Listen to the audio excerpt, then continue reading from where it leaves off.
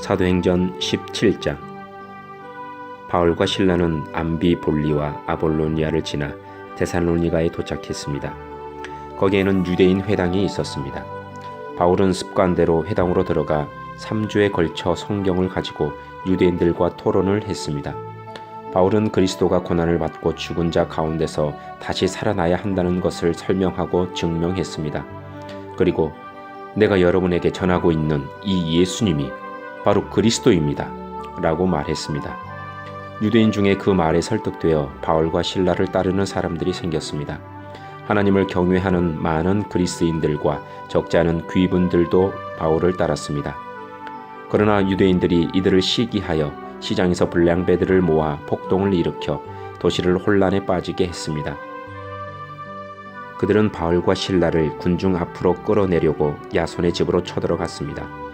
그러나 바울과 실라를 찾지 못하자 그들은 야손과 다른 형제 몇 사람을 마을의 관원들에게 끌고 가서 큰 소리로 외쳤습니다.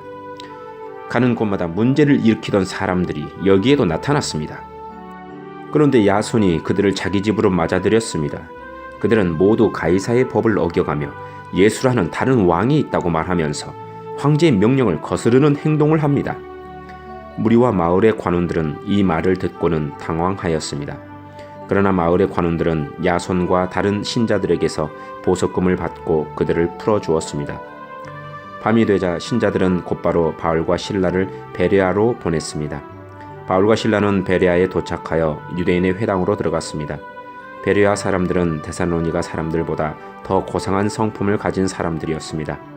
그들은 바울과 실라의 말을 열정적으로 받아들였으며 바울이 한 말이 사실인지를 알아보려고 날마다 성경을 연구했습니다.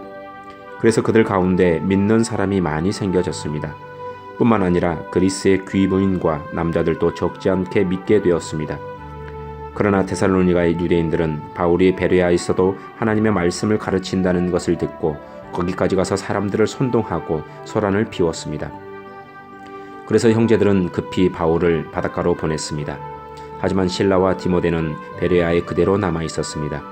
바울을 수행하던 사람들은 바울을 아테네까지 인도하였습니다.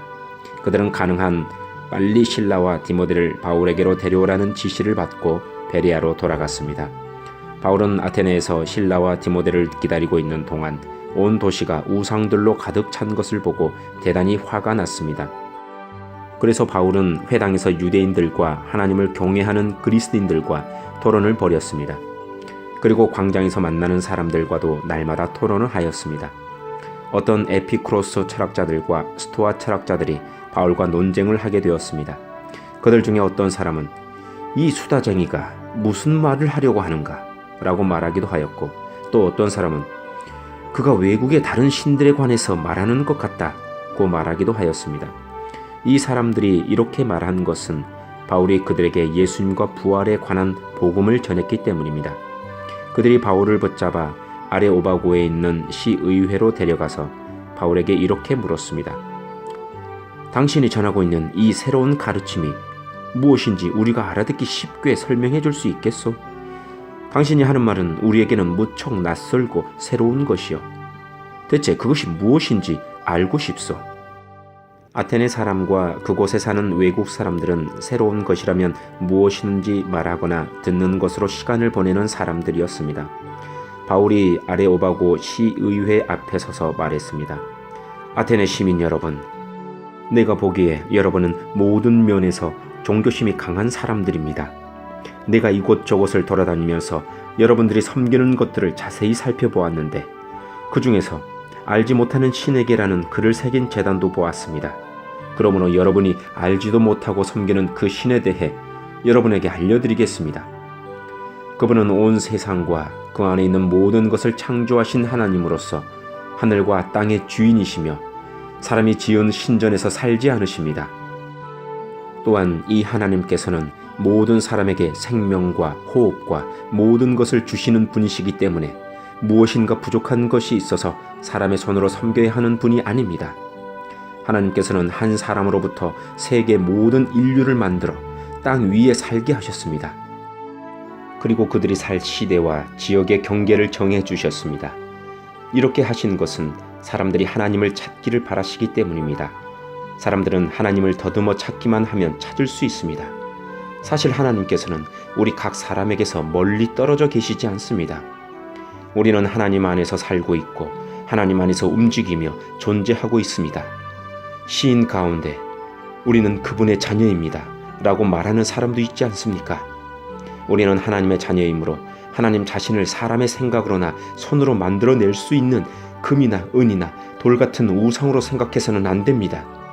사람들이 하나님을 알지 못했던 시대에는 하나님께서 눈 감아 주셨지만 이제는 어디서나 온 세상 사람들에게 회개하라고 명령하십니다. 하나님께서는 자기가 정하신 한 사람을 시켜 온 세상을 의롭게 심판하실 날을 정하셨습니다.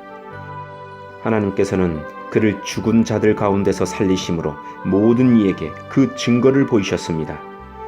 에 관한 이야기를 듣고 비웃는 사람들도 있었지만 이 내용에 관해 나중에 더 듣고 싶다라고 말하는 사람들도 있었습니다. 그리고는 바울은 그들을 떠나갔습니다. 그때 바울이 전한 말을 믿고 바울을 따르게 된 사람이 몇 사람이 있었습니다. 그렇게 믿게 된 사람들 중에는 아레오바고시 의회 의원인 디오누시오와 다말이라는 여자와 그 밖에 몇 사람이 더 있었습니다. 아멘.